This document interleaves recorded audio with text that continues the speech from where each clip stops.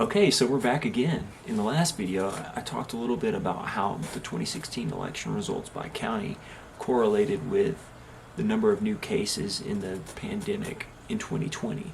But that only looked at a single instance over the past 2 weeks. I guess specifically from October 4th, 2020 to October 18th. But I got to thinking, well, how would that correlation coefficient change over time? Certainly at the very beginning of the pandemic, it seemed that the bluest counties were the ones hit the hardest. Over the past month or two, that certainly flip-flopped. But I just wanted to get a feel for how those things have changed, and so that's why we're shooting this video.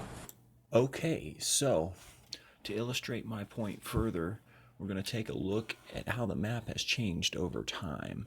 Specifically, we're going to look at this Wikipedia page starting with the data on October 23rd, 2020, and we'll work our way back week by week till we get to July 31st, 2020. So it'll be a 7-day time interval in between. So going back in time, this is from October 23rd, and this will be from October 16th, and the next one will be from the October 9th, so on and so forth. Anyway, on the 23rd of October, 16th, the 9th, another week back, another week back, another week back, another week back, another, and another, and another, and another, and another. And this is July 31st. And we can go back further if we wanted. But the point I want to make is that the map changes over time. So now it seems to mirror the election map pretty similarly. That was not the case earlier.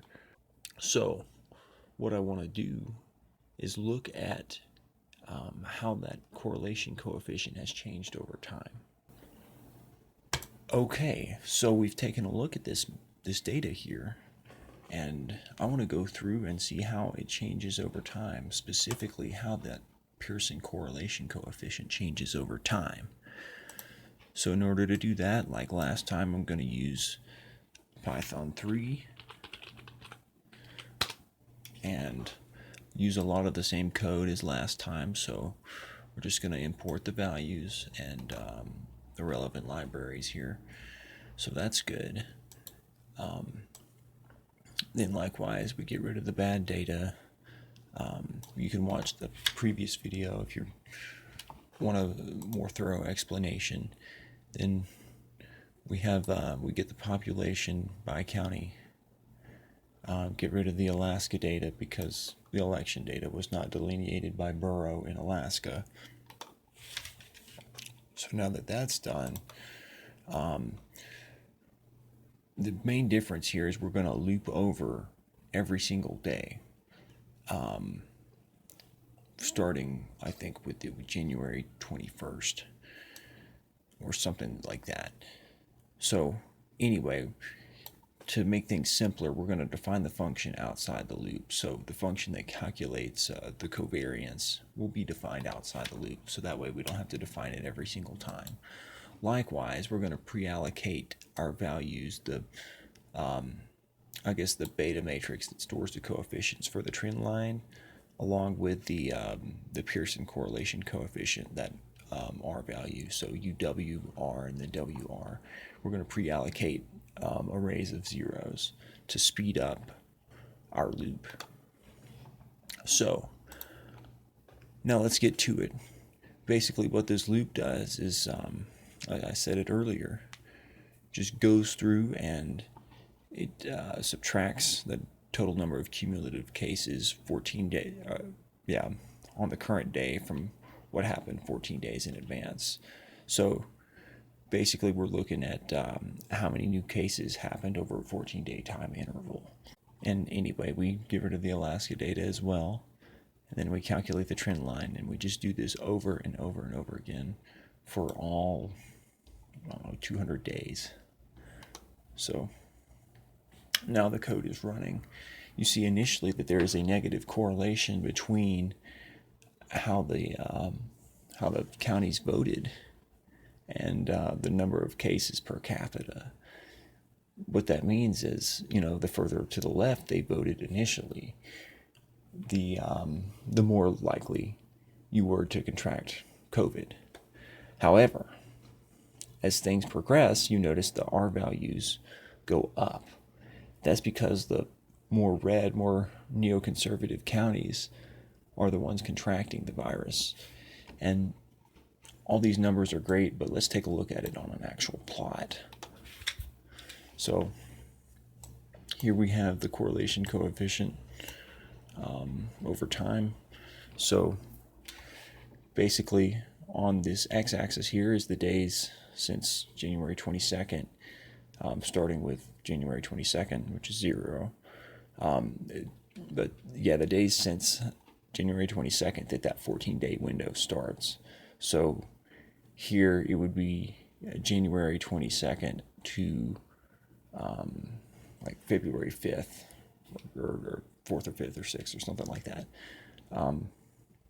There weren't a lot of cases, so trying to fit the trend line there, doesn't make very much sense. But, you see initially that there's a negative correlation, meaning that more liberal counties or more blue counties, as determined by the 2016 election, were getting the virus. Of course, as things move, you see it shift further to the right. It's kind of interesting. So what do these numbers mean? I guess we need to take a look at them individually. Where should we do that? So we'll pull up the plot here outside of our terminal, and then what we do with our code is we'll define a function that plots individual days. So you can see how the trend line looks with the data on like day 50. So we'll say plot day 50 and see how things look. So not a lot going on here, definitely a negative correlation. So this is probably a poor example. Around day 50, there still wasn't a lot of data. They did calculate, or this code did calculate, there is a negative correlation, but probably high error, and I wouldn't use a linear trend line. So let's look at day 80, so around here. Or, yeah, let's go 70, actually. Yeah. So 70. Here it makes a little bit more sense. Yeah. You're seeing, some of these places had over 1,000 cases per 100,000 residents, meaning that 1 out of 100 people in that county contracted the pandemic within a 14-day period, which is kind of scary. But you can definitely see as they voted further to the right, starting with March 21st, in late March, it tended to favor, or I guess the spread of the pandemic was more prevalent in more liberal counties. But as we move further, so we'll look at like day 220 and then 250. So day 220 rolls around, it's pretty flat. It's unbiased. There's one county where a whole lot of people got it. But anyway, we'll go to 40 now. Now you're starting to see that it's definitely more prevalent in more conservative counties. And then by the time you hit day 250, you can see that there's definitely a skew towards GOP counties. So my hypothesis is that those counties, people are less inclined to wear masks, so it spreads more readily.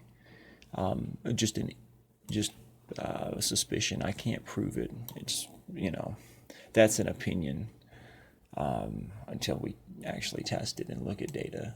We could go through and poll at each individual place and ask how many people are wearing masks. But anyway, here's just interesting data. So I don't know how far this goes. We'll see if we can plot day 255 here. Yeah, and then this is what we're more familiar with. So definitely a positive correlation.